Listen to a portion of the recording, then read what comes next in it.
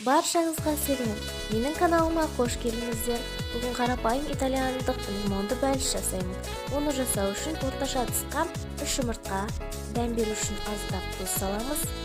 12 қасық қант себеміз. Миксермен 2 минут ақ көбіктіргенше араластырамыз.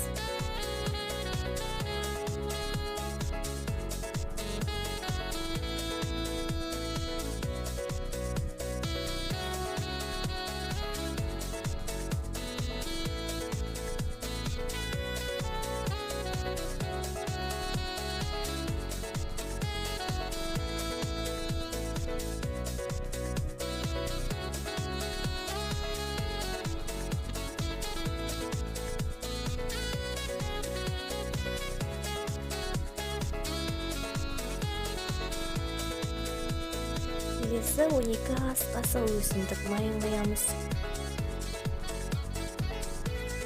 Бұдан кейін 12 ас қасық сүт құямыз.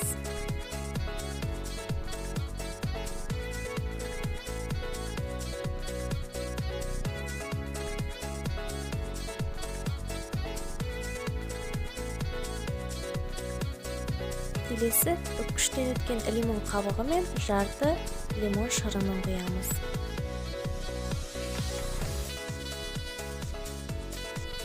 Барлығын араластырамыз.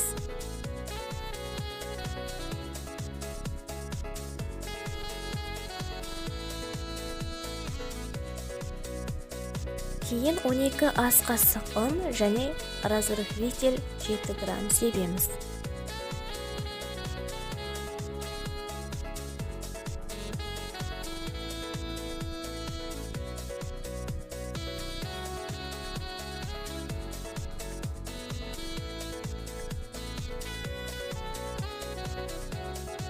Барлығын біркелкі массаға дейін араластырып,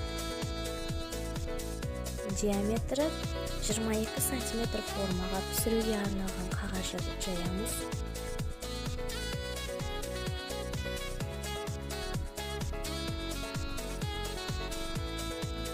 Үстіне қамырды құйып, аздап айналдырамыз. Бұл лимонның артық ауаларын шығару үшін. Алдын ала қыздырылған пеште 180 градуста 25-30 минутқа дейін пісіреміз.